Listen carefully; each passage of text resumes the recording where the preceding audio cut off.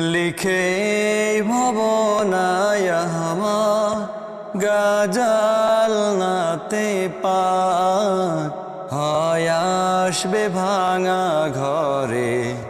নই পড়বে তোমার ডাক যোগ্যতার বেহাল দশা তবু কিসের হতাশা তার আশা ভরসা তুমি তোমায় ভালোবাসে তোমায় ভালোবাসে যদি নাত শুনতে শুনতে চোখে ঘুম চলে আসে